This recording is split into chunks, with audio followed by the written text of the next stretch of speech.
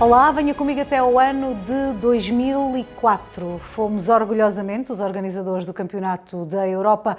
Portugal encheu-se de bandeiras, cantou-se o hino pelo país fora. Muitos protagonistas, muitas emoções, relatos na primeira pessoa a não perder. Um deles é o do convidado que hoje tenho comigo, Jorge Andrade, camisola 4 da seleção portuguesa nessa altura e condecorado apesar dessa final perdida com a Grécia. Quero começar, sem ser pela final da Grécia. Que recordações guardas desse europeu? Obrigado pelo convite, Irene. Sim, número 4 em 2004, era um número simbólico para nós. Foi um europeu onde Portugal tinha feito um bom europeu no ano 2000, o Mundial não foi tão bom em 2002 e estávamos todos com as expectativas muito altas de não falhar num torneio feito em casa. Todos os portugueses já tinham organizado e bem, e ajudado, alguns com voluntariado, outros participando na Expo 98, a grande exposição, e sendo futebol, que é aquilo que eu gosto, estava muito entusiasmado para poder participar. Quando saiu a candidatura como a candidatura que ganhou, foi uma enorme alegria para mim e para todos os jogadores, e a ideia era estar presente, e eu queria estar presente, ia entrar no torneio numa idade muito boa, tinha concorrentes à altura na minha posição, mas era um desafio muito grande, mas aliciante, e acho que todos os jogadores que participaram no Euro 2004 saíram valorizados. Foi um torneio espetacular e desde o início tivemos a energia do povo, mesmo com a primeira derrota contra a Grécia no Dragão, e era fantástico jogar nos estádios todos novinhos em folha. Estávamos mesmo num espírito novo de competição e de vitória, mesmo com esse revés do jogo da Grécia. Onde é que estavas quando soubeste que Portugal iria organizar esse Campeonato da Europa? Jogava no Estrela da Amadora, por isso até existia o desafio de fazer a maior bandeira do mundo, em termos no Jamor, toda a gente a participar. Não participei nessa bandeira, mas sim, ainda estava no Estrela da Amadora e era um clube humilde, daí que a caminhada seria grande para poder participar no Euro 2004, visto que quando joguei no torneio já estava, no 2004 já estava no Deportivo da Corunha, já tinha passado pelo Futebol do Porto, já tinha ido para a Espanha, ou seja, uma caminhada já longa, mas foi no Estrela da Amadora que recebi essa notícia e estabeleci também para mim esse objetivo de poder ser um dos eleitos, porque achava que ia ser um torneio diferente de eleição e que ia valorizar todos os jogadores que participassem. Já tinhas jogado por Portugal, mas o Euro 2004 é o teu primeiro e único europeu. Que maior recordação é que guardas daquele momento em termos pessoais, para ti, enquanto jogador de futebol, enquanto defesa central? Em termos pessoais, foi passar de ser um jogador de equipa, só responder aos adeptos daquela equipa, a ser um jogador que tinha também o adepto, muitos que não gostavam de futebol, a torcer pela seleção porque era um motivo maior. Naquele Euro 2004 viu-se gente a apoiar a seleção que muitos nem viam futebol, muitos não se interessam pelos clubes, e começou a existir também aquele espírito de seleção como um grupo, ter o apoio da pátria, e sentíamos todos uns mimados e privilegiados, e sempre que saíamos à rua durante o torneio e sempre que íamos para os jogos, éramos muito acarinhados. Aquela travessia do Rio Tejo pela vasta gama foi sempre acompanhada por milhares e milhares de pessoas, e o carinho era visível. Estávamos todos babados e queríamos retribuir dentro de campo.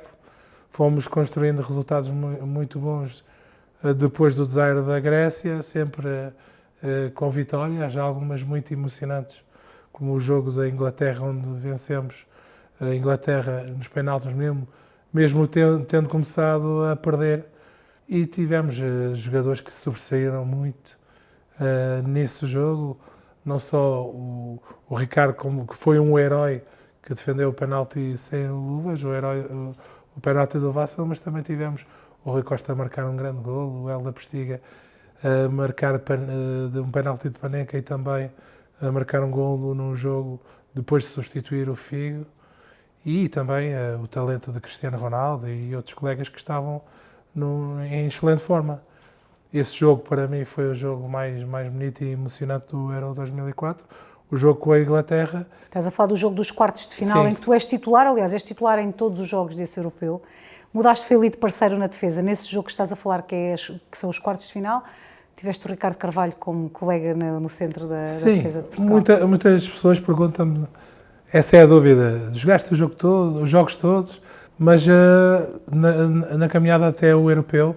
Fizeste 6 jogos. Sim, fizemos jogos amigáveis e ali existiram outros parceiros. Também o Ricardo Rocha jogou o Fernando Meira e ao fim, pela sua caminhada na Liga dos Campeões, o Ricardo Carvalho aparece também como um dos eleitos para o europeu, e no primeiro jogo não jogou, mas depois, como tivemos o design e o selecionador achou que devíamos fazer mudanças, não pelo talento dos jogadores, mas para mexer com o grupo e mexer com os jogos que vinham, para fazer alguma coisa diferente, e entraram os jogadores como o Deco, o Ricardo Carvalho e o Miguel e o Nuno Valente, que foram jogadores que foram também, deram um contributo importante na caminhada, substituindo jogadores que eram mais experientes, como o Rui Jorge, o Fernando Couto, o Paulo Ferreira não era tão experiente, mas vinha de uma Liga dos Campeões muito boa e de uma época espetacular com o Porto,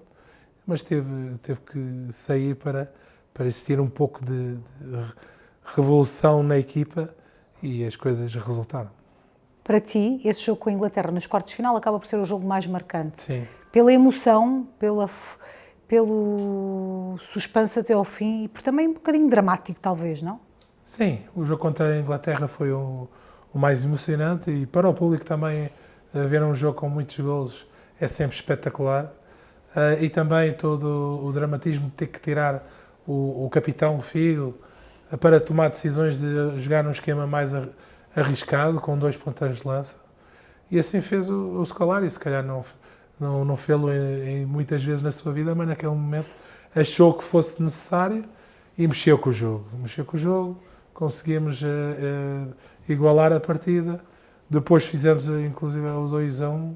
Pensávamos que estávamos já com a eliminatória a ganhar, mas a Inglaterra empatou. Ainda fez outro gol que foi anulado por carga sobre o Ricardo. Graças a Deus o árbitro considerou carga. E fomos para o prolongamento e depois penaltis, onde aí existe um pouco de sorte. Tanto o Beckham como o Rui Costa não conseguiram bater bem os penaltis, porque a relva no sítio onde se batia os penaltis não estava em condições e mandaram a bola para cima, mas os outros colegas conseguiram marcar.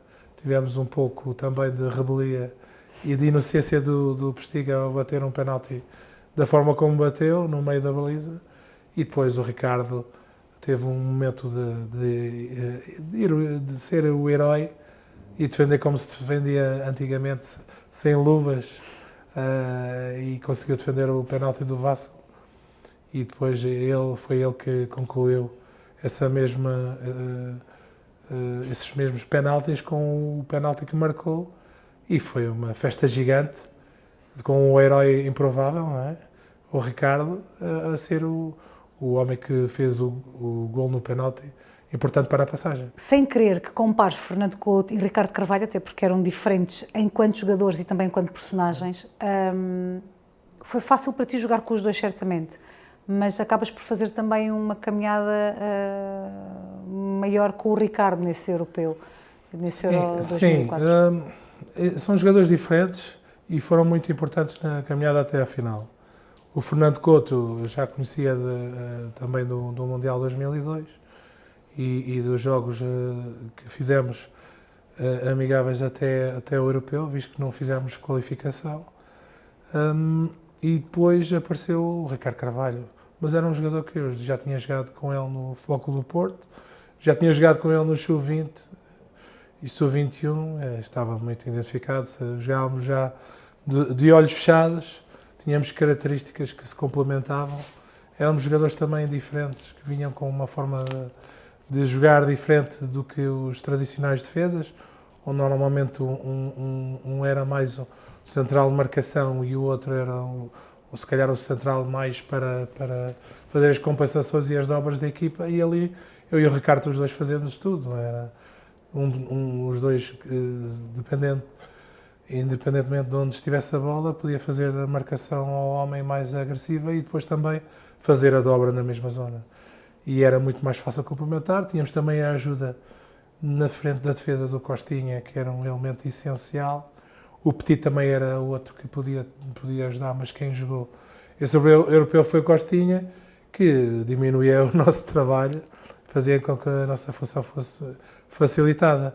O Fernando Couto teve também um papel importante no grupo, porque depois do primeiro jogo, todos os jogadores que saíram podiam ter, e estavam, claro, chateados com a situação de ter saído da equipa, mas perceberam perfeitamente que era um momento de deixar os egos para trás e o eu também para trás e pensar mais no conjunto, na equipa, na seleção e tentar participar ao máximo, tanto nos treinos como também no jogo, para dar as condições essenciais para os outros colegas jogarem.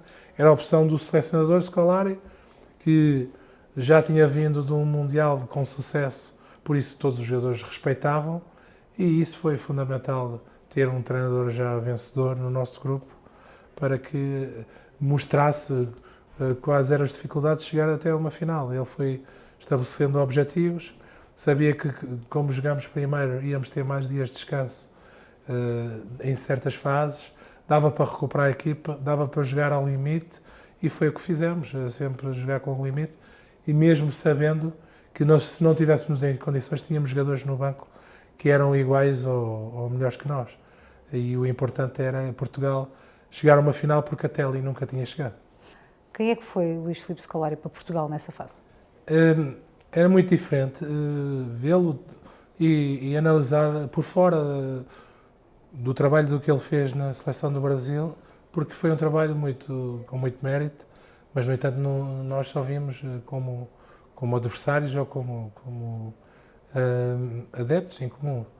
Mas dentro de um grupo de trabalho vê-se a mão dele para fazer com que o grupo de trabalho seja mais unido. Um dos dias que mais me impressionou foi o primeiro jogo que jogámos contra o Brasil, onde foi a estreia do Deco, no Estádio das Antas. Foi um jogo amigável e vimos que toda a equipa do Brasil, uns segundos antes do início do apito inicial, foram todos cumprimentar o Scolari ao banco, dar um abraço, mas sentido, não é? De um líder que era deles e que tinha saído e que saiu para um projeto que na altura era o projeto de Portugal, visto que o nosso europeu era organizado em Portugal, e sabiam que ele saiu para um projeto que era também igualmente difícil e era um projeto muito bom. Estavam todos agradecidos ao trabalho dele e fez-nos também pensar que se calhar era isso que íamos ter, um senhor que nos ia dar todas as suas forças de uma forma diferente, e o que encontramos foi no dia-a-dia pormenores de humildade muito grandes, coesão entre toda a gente, desde os técnicos de equipamentos, todos os elementos da direção, o staff em geral, estarem unidos também à mesa, e outras situações com os jogadores, fazendo com que o grupo fosse só um grupo. Toda a gente participava, tínhamos também elementos como o Bruno, que era técnico de equipamentos, até nas peladinhas entrava. Tínhamos também muita relação com o Martinho, com o Gaspar, com os doutores, que eram peças importantes, e depois mesmo as pessoas que entraram nesse europeu como voluntários perceberam o que estava ali no grupo. O nosso centro de estágio foi em Alcochete. As pessoas que participaram também no centro de estágio, desde a Dona Rosa, que era a senhora encarregue dos nossos almoços, pequenos almoços, e toda a sua equipa. Até os voluntários que eram miúdos que estavam connosco sentiram que existia um ambiente saudável, tínhamos muitas atividades, tínhamos muitos jogos, muitos entretenimentos.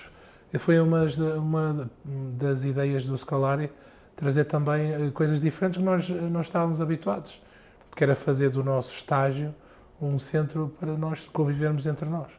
Normalmente o estágio, o jogador vai e fecha-se no quarto e fala com o colega de quarto, e ali não. Estávamos sempre a participar em atividades. Tínhamos Ele uniu-vos? Sim, uniu. Como uniu o povo cá fora com a questão das bandeiras? Sim, uniu e fez uma visão diferente. Ele, quando terminou o Campeonato do Mundo, termina com a bandeira do Brasil, é o símbolo máximo.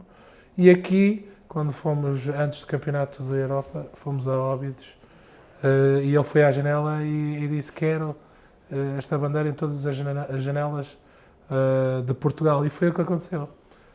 Vitória após vitória, via-se cada vez mais janelas com a bandeira portuguesa, e era um espetáculo passar para todo lado, saber que as pessoas estavam identificadas com aquele espírito, e é estranho ser uma pessoa que vem de fora a incutir esse espírito nacional.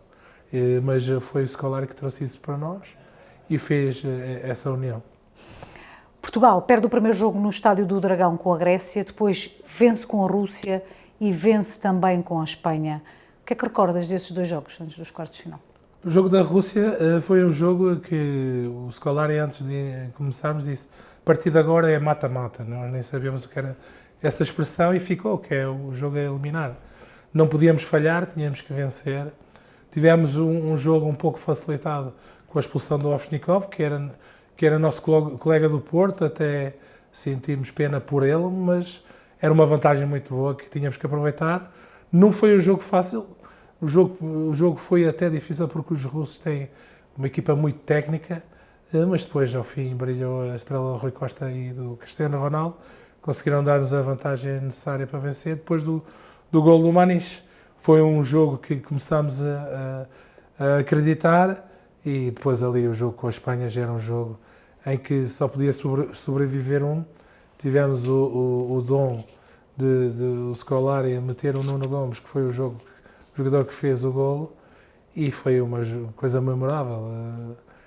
O golo do Nuno Gomes, nós sabíamos que marcando não nos iam meter golo, porque estávamos muito bem organizados, muito bem na parte defensiva também, e os espanhóis não tiveram hipótese nesse jogo.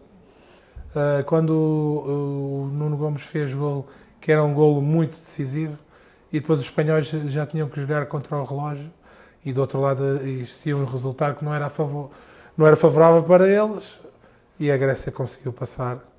E passamos nós e a Grécia num grupo em que a Grécia não era sequer favorita. Passar Grécia e Portugal foi para a Espanha, se calhar, uma surpresa, e ficou de fora uma das grandes potências com os jogadores que depois foram campeões da Europa e campeões do mundo. Portugal, depois desses quartos de final míticos com Inglaterra, encontra o antiga Holanda, agora Países Baixos, na meia-final. 2-1 foi o resultado e tiveste a infelicidade de marcar um autogolo. Sim, mas foi o jogo mais descansado que tivemos no Europeu. Marcamos muito cedo, o Cristiano Ronaldo marcou de cabeça. Um grande gol, tirou a camisola, festejou já a mostrar toda a sua potência. E foi um jogo memorável, saiu tudo bem à nossa seleção, conseguimos também surpreender na segunda parte, mais uma vez de bola parada.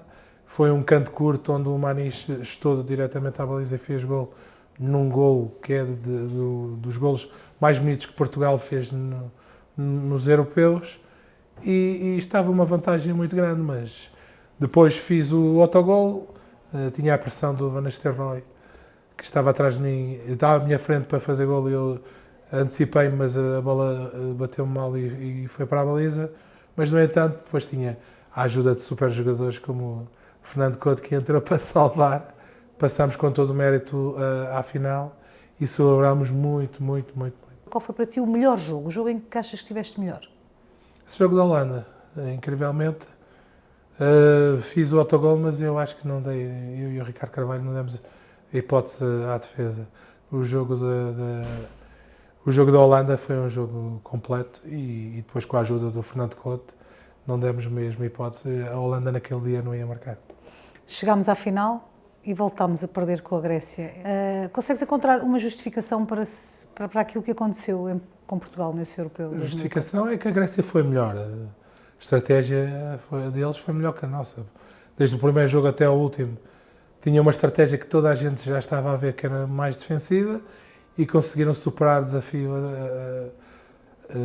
atrás de desafios. A única coisa que fica, e acho que é decisivo, é nós naquela final não conseguimos ter tempo para fazer as coisas.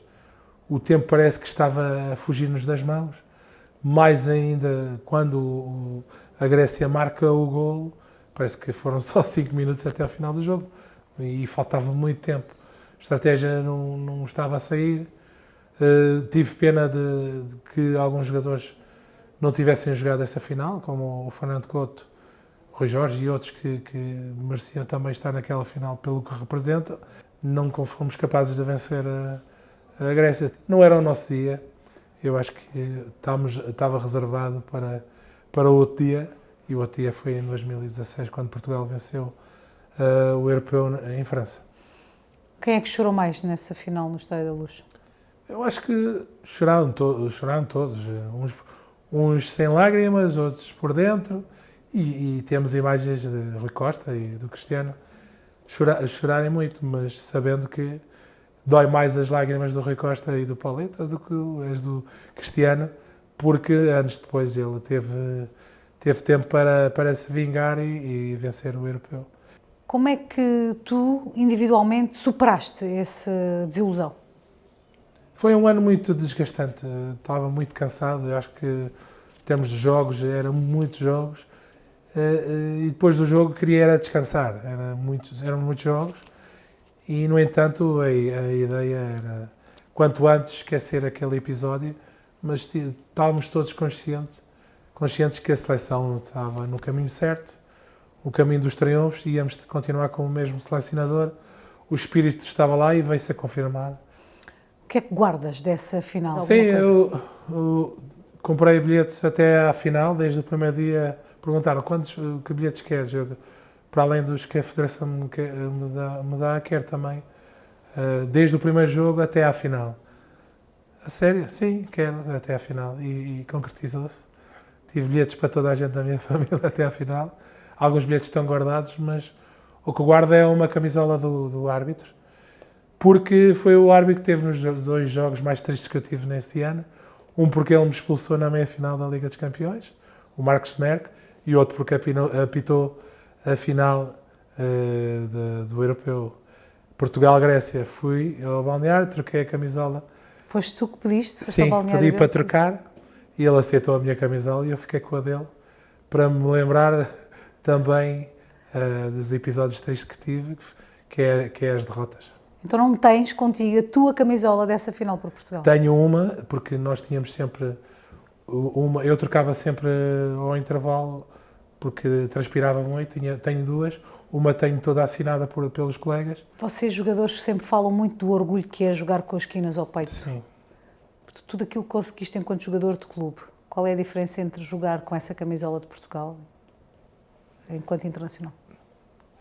Jogar pelos clubes, joga-se por aqueles sócios, aqueles adeptos, por uma região, um máximo.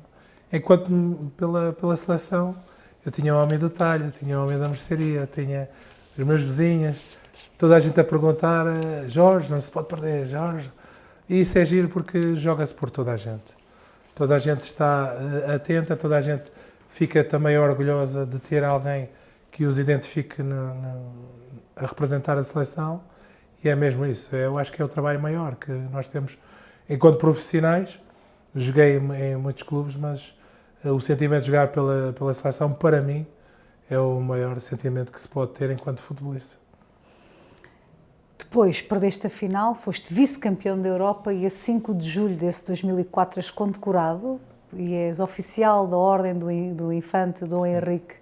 Que significado também teve para ti esse reconhecimento com esse título pelo país? Fico muito lisonjeado. É um orgulho saber que os jogadores são também condecorados por feitos nobres. Como costumo dizer, para quem veio da Amadora não está nada mal.